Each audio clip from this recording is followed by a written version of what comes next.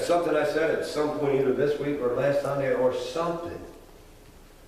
You've got to grab onto these things and claim them as your own. You have got to really believe and trust that what God says is a fact and live it, not just say it. Live it.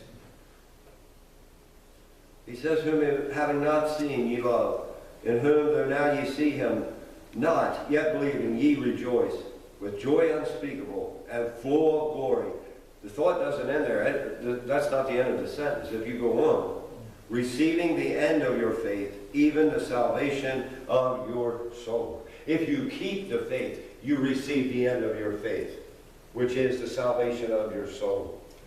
You know, you haven't got it yet. You're not there until you're there.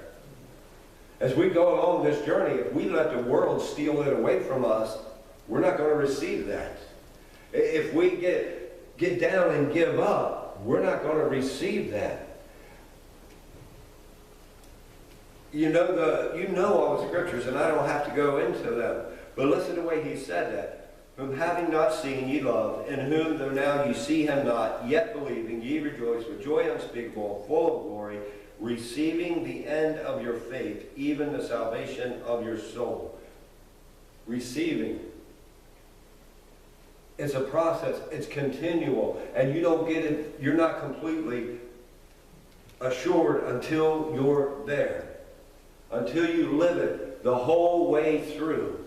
You can't just say the prayer and then give up. You can't just say the prayer and let the world beat you up. If we're going to make it, we have to persevere. You know all the scriptures. You have to endure. You have to persevere. You have to fight. You have to struggle. You have to try. And you know these scriptures, and I'm not going to go digging them all out and quote them to you because you know them. He tells us to endure so that we will receive. He tells us to fight so that we will win. So, I say this often, if one thing's true, the opposite's true. If you don't endure, you may not receive. If you don't fight, you may not win. So we have to put forth the effort in order to do this. I want to jump over to verse 13. It says, wherefore, gird up the loins of your mind, be sober, and hope to the end for the grace that is to be brought unto you at the revelation of Jesus Christ. Let's get a hold of your mind. This was talked about this morning. This is where the devil will get you. You know, we talk about he's attacking with sickness, and he's attacking with this, and he's attacking with that. This is the place where he gets you. That's right. This is where he works. And you give him an open door, and he's coming in.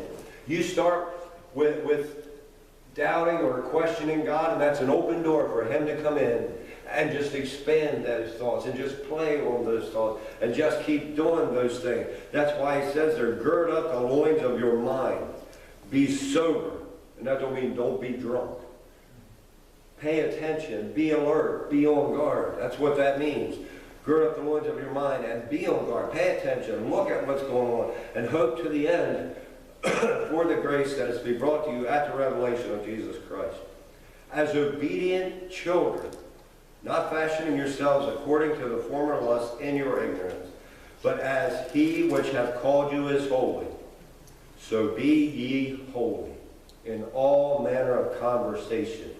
And that word conversation doesn't mean just your talk. It means your conduct. It means your behavior. Now listen, what did he say there? We are to be holy. And there's other places we can go and find that. There's places we can go and say where he says we are to be righteous. These are necessities of the Christian life. These are things God told us that we are to be. And we need to strive to be these things. And it starts where he said here, get your mind under control. Let this mind be in you, which was also in Christ Jesus. And so many times in the Bible it talks about the mind. He talks about keeping the good things on your mind. Whatsoever things are good, whatsoever things are pure, whatsoever things are lovely, whatsoever things are good report, if there be any virtue. You know all the list there. Think on these things. Why does he say that? So you don't give the devil room to get in. We have to be in control of the mind, because if we're not in control of the mind, the devil certainly will step in and take control of the mind.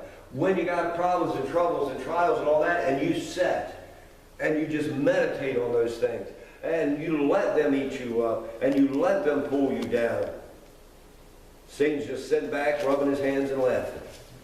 Because he's got you then. He's got the hook in. That's why God said, be careful for nothing, but in all things with prayer and supplication, let your requests be made known unto God, and the peace of God, which passes all understanding, shall keep your heart and mind through Christ.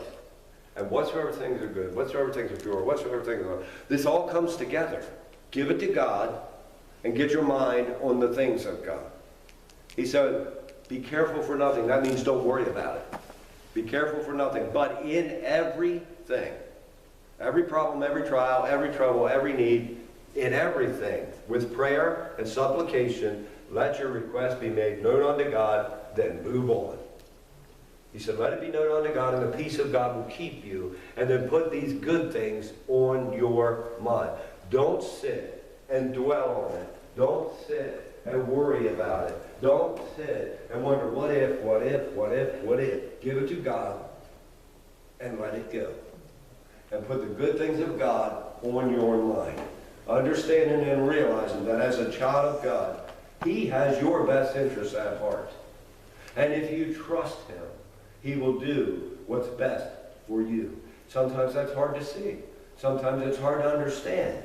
But we know, according to his word, he will do what's best for you. And we just have to trust that, believe that, get the good things of God in our hearts, in our minds, and go forward. There's so many things that we do to ourselves. We give ourselves ulcers. We give ourselves heart failure. We give ourselves all these problems by worry, anxiety, depression, all those things. And a lot of it could be avoided if we would just trust God. Just believe God. Just follow what he said here about how to handle these things. If we could really do that, we would avoid a lot of problems. I believe those are the pits we're digging. Those are the hedges we're breaking. Those are the stones we're rolling. That's the wood we're cleaving. And that's what comes back to hurt us. That's what comes back to catch us. But as he which hath called you is holy, so be ye holy in all manner of conversation. Because it is written, be ye holy, for I am holy. And if ye call on the Father, who without respect of persons judgeth according to every man's work, pass the time of your sojourning here in fear. And I believe that's a big thing that we've lost, the fear of God, the reverence of God. I heard a preacher say it this way the other day, and it just made so much sense to me. The awe of God. We are no longer in awe of God, because slowly but surely, we've been bringing him down to our level. Just like Paul wrote in Romans, we've made a God that's like us. We've made a God that feels like I feel, that thinks like I think. That's what we've done. And I don't want to re-preach this, but God brought it back to me. We serve like a watered-down version of Jesus. Oh, yeah. That's right. We do. We need to know who this Christ is that we serve, and serve him for who he is, not who we've made him to be. If we would regain that awe and respect and reverence and godly fear, it would make such a huge difference in our lives. It really would. And it's a commandment. He said, call on the Father, who without respect of person judgeth according to every man's work. Pass the time of your sojourning here in fear. He said to do it. Pass the time of your sojourning here in fear, in reverence, in awe. And how I can't define it as it should be defined. But we've lost that for God. We have lost it. For as much as you know that you were not redeemed with corruptible things as silver and gold from your vain conversation received by tradition from your fathers, but with the precious blood of Christ, as of a lamb without blemish and without spot. Listen, this all goes together. Call on the Father, who without respect of person judge according to every man's work. Pass the time you're sojourning here in fear, because, for as much as what he says here, but because you know you were not redeemed with corruptible things. You know Christ gave himself. You know it took the blood of Christ to redeem you. And because we know all these things, it was that had to redeem us from our past life and from our problem. And because we know all that, that he, as that lamb without slaughter, without blemish, without any sin, went and gave himself. We are to pass our time here remembering that and living like that happened. Keeping that fear of God. Keeping that reverence and that awe of who God is. Which prophet was it? Elijah, Isaiah, one of them, said, in the year that King Uzziah died, I beheld the Lord high and lifted up and sitting on a throne, and his train filled the temple. And he began to try to describe what he saw in God. I think we need to get a glimpse of God. We need to get a vision of God. We need to see the heavens open and see who this God really is, because I am convinced that we have watered him down and brought him down to a lower level. God's ways are higher than our ways. God's thoughts are higher than our thoughts. We can't think like God thinks. We have no idea how God thinks. We can't understand how God works. We have no idea. But you know what we do because we're human? We try to put our attributes on God. That's right. But that's what we do. Because that's all we know. What we need to do is admit, I don't know. I don't know God's thoughts. I don't know God's ways. He said they're so much higher I can't understand them. So instead of trying to put my ways on him, accept what it is that he's doing. Let him do what he's doing. Don't try to put him into a body of flesh and blood and make him act the way that we would act in a situation or a circumstance, because we can't understand. And I believe that's a huge problem. And I know it's hard for a human not to do that. We do it with our dogs. We humanize our dogs. Yep. We humanize our pets. There's people that humanize inanimate objects. Because we're human, that's what we do. But we better quit doing it to God. Because he ain't no human. He ain't like us. His ways are not like our ways. His thoughts are not like our thoughts. And we need to understand that and remember that and realize that. And for lack of a better way to put it, we better let him get back on the throne and quit trying to hold him down here where we think we can control him. And we do that. Maybe subconsciously, maybe unconsciously. But at times we think we can control God. I've heard it preached. You just say it and God has to do it. God don't have to do anything. We don't control God. Now there are things he said, if you do this, I will answer. And he will live up to his promise. But nowhere does it say whatever I say. If I say the right words in the right order, in the right way, God has to do this. Nowhere does it say that.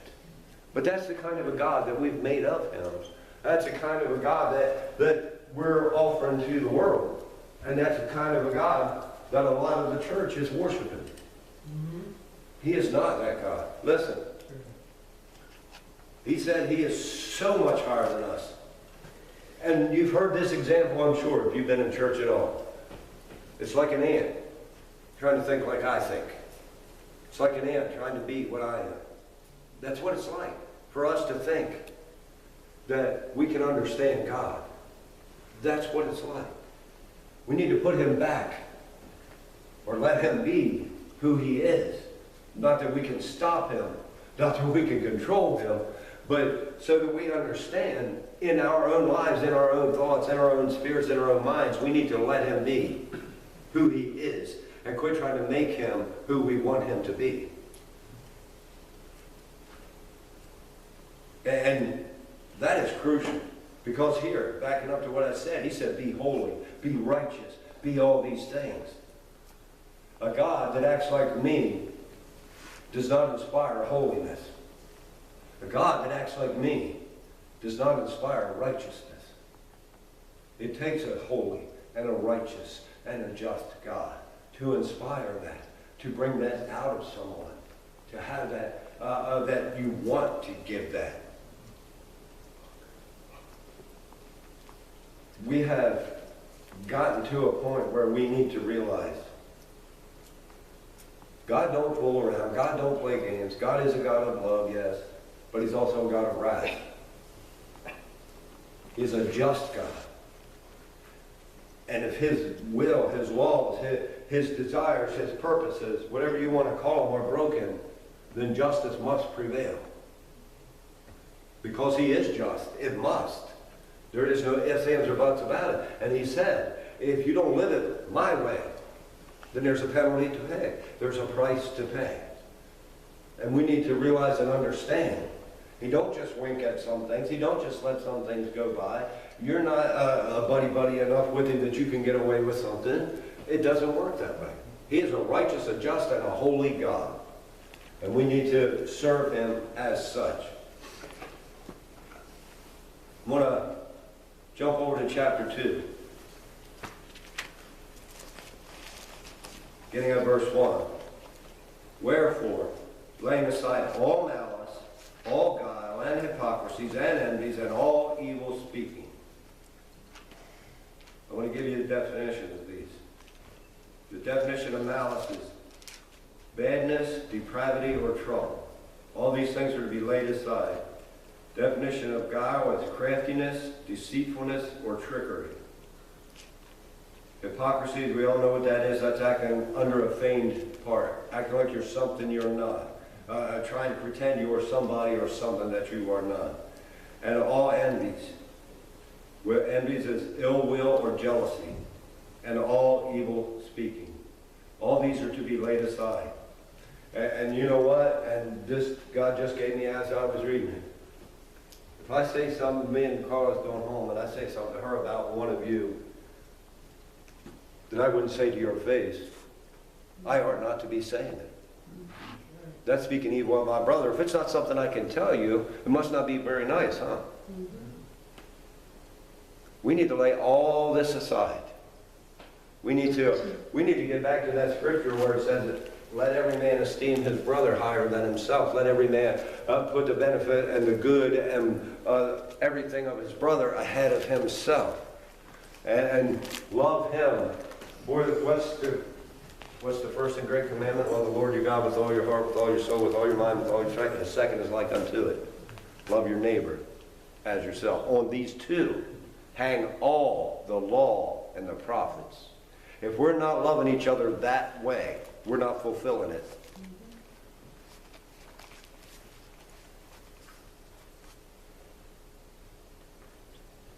But let me tell you, I'll tell you this about him. I'm not gossiping, but I just want you to give me some advice. And then we proceeded with I'm not gossiping. We probably are gossiping. I'm not talking about them, but if we proceeded with I'm not talking about them, we're probably talking about them. And I'm guilty. We do that. We do that. I don't like how he does that. Well, then why don't you go tell him? Amen. Amen. Amen. Or maybe just keep your mouth shut and pray about it. Amen. That's right. Everybody ain't going to do things the way you would do them. That's right. You all do things different than what I would do them. I might not like the way you would do it, I would do it different. But if it gets done, isn't that what matters? And if you're doing it for the right reasons, in the right spirit, isn't that what matters? Sometimes we get so picky over things, we drive people away. We hurt feelings, we hurt people, we upset people, and we drive people away.